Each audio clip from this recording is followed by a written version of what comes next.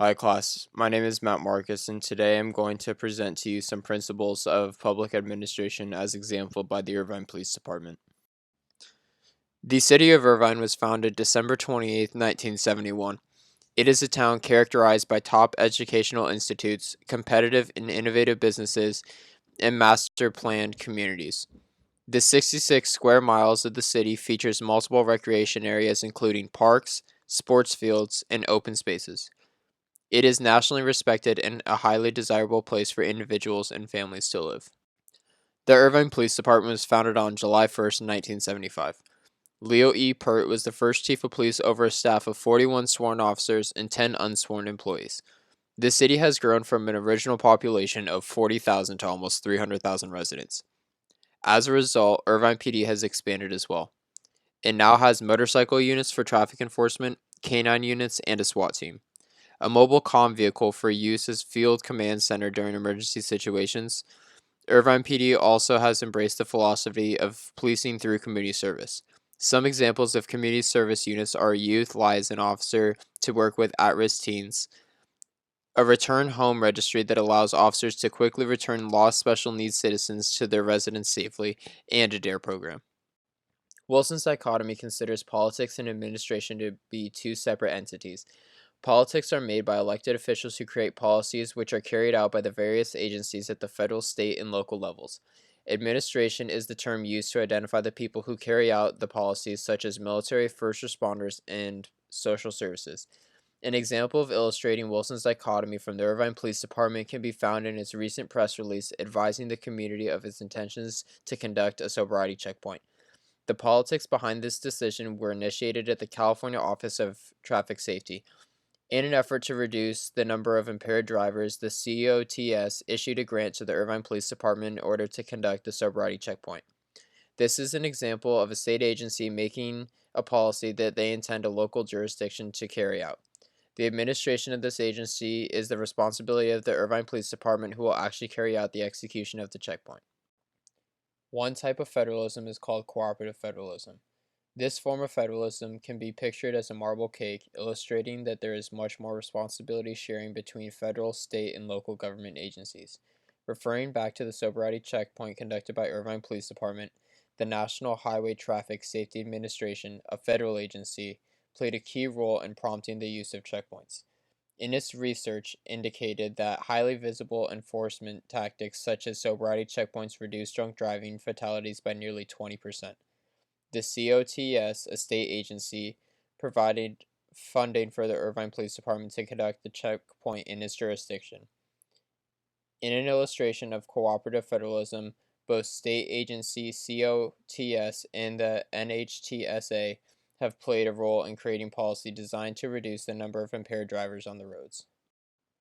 Max Weber identified 6 characteristics of bureaucracy, and these include having a well-organized hierarchical chain of command, management by rules and regulations, division of labor and work specialization with assignments made in accordance to competence, formal rules by which decisions are made and actions are taken.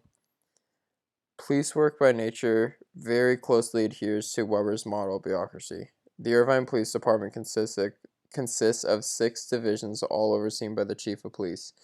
The Irvine Police Department organization chart is shown demonstrates a clear and formal hierarchy of command. Divisions of labor and work specialization is achieved through divisions, commanders, lieutenants, and sergeants. The broad goal of effective policing is to protect and serve the community. Frederick Taylor believed that there was the best way to complete a job, and Taylor's way was to eliminate inefficiencies and develop a maximally efficient process. In police work, efficiency is beneficial in everyday circumstances, and it is vital in emergencies. To that end, Irvine Police Department developed a mobile comm vehicle for use in emergency situations. The mobile comm vehicle is the most advanced technological emergency communications vehicle in Orange County. It is a 45-foot motorhome that acts as an incident command center that can be deployed at any location. It has a high-powered antenna to transmit and receive data from the Irvine Police Station. Inside, it has state-of-the-art communication tools to allow real-time coordination between other first responders. In terms of efficiency, the mobile comm allows for maximum efficiency in an emergency by uniting incident command coordinators, providing state-of-the-art communication methods, and allowing these resources to be taken directly to the incident. Mary Parker Follett took a much different approach to efficiency than Taylor. Follett believed that the leadership was more fluid, meaning that any member of the group could assume the leadership position. She recognized that efficiency was based on strength and trust in relationships. Community policing recognizes that protecting and serving the community requires an investment of both police officers and citizens. Under Follett's approach, policing operates at its most efficient when there is trust between community members and law enforcement. To that end, Irvine Police Department invests in the community of Irvine in a number of ways. They sponsor a DARE program to educate students on resisting drug abuse. They also sponsor an annual fundraiser for the Special Olympics. They even pass out pumpkin pies on Thanksgiving. Relationships are a two-way street, and it is equally important for the community to view the police as human beings and to understand their duties and responsibilities.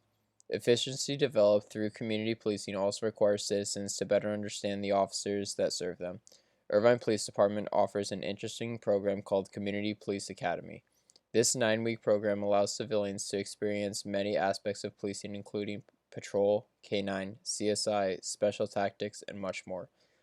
This gives civilians an opportunity to understand police work to a greater degree. The acronym POSCORB was developed by Gulick, and he identified 7 key responsibilities for administrative management in order to function effectively. The responsibilities are planning, organization, staffing, directing, coordinating, reporting, and budgeting. At Irvine Police Department, POSCORB occurs in the administrative division of the department. This is the executive branch of the department and includes the police chief.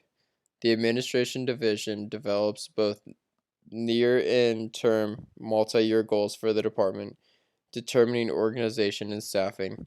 The chief of police is in charge of communications and operations for all divisions, and administration also determines budgets for the department. Mike Hamill is the chief of police for Irvine Police Department. Our textbook notes that a leader must enable others to act. Some maintain that leadership requires a person that has certain traits. I believe this is true. The position of chief of police must be a person who acts with integrity and has an even personality, who is fairly intelligent. Others believe that a leader must be able to react to given situations. This is definitely important as police chief. Policing is very dynamic, which requires quick thinking in order to effectively lead. In addition, chief of police acts as a role model to both officers who serve under him and to the community. In this way, Follett's people first theory is an essential approach as well. Recently, Irvine PD went to the Irvine City Council to get approval for a drone program. A drone would allow Irvine PD to track suspects, map natural disaster areas. It also would help with search and rescue as well as SWAT assistance. Other police departments experienced opposition from their communities based on privacy concerns. For their proposal, Irvine Police Department employed a coalition model of decision making. The coalition model considers the concerns of others and incorporates these into pursuing the goal. Irvine Police Department incorporated several privacy protection policies in their proposal. They would take video only for authorized deployments. They would not deploy drones to First Amendment activities. They would hold a public forum to educate the public and take questions about the drones. The City Council approved the project unanimously. Irvine Police Department has done a good job with implementing e-government technologies. Some examples include an extensive website where citizens can investigate a wide range of topics from crime maps, emergency management, firearm safety, parking enforcement, and police records, to name a few. Irvine PD also maintains Facebook, Instagram, and Twitter profiles where upcoming events, photographs, videos, and announcements are posted. The City of Irvine has an app where citizens can interface with Irvine PD. Using the app, citizens have the ability to report crime, contact school resource officers, connect with 911, and upload a tagged video with an exact GPS location. One area of future improvement in e-government for Irvine Police Department would be the use of Ring doorbell surveillance video. Video provided by these devices can be used to solve unobserved crimes and perform neighborhood watches. Here are some interesting facts about the demographics of the city of Irvine. The population is 48.8% white and 41.2% Asian, with other ethnicities making up the balance. California is continuing to grow both in population and diversity. This means that Irvine will become more diverse in the future. Galatians 3:28 says, "There is neither Jew nor Gentile, neither slave nor free, nor is there male or female. You are all one in Christ Jesus. Jesus taught us to love our neighbors as ourselves. The future diversification of Irvine will allow Irvine Police Department more opportunities to interact with different cultures. Continued diversity training and being mindful of the Christian values mentioned above will allow Irvine Police Department to continue their long established tradition of effective community policing.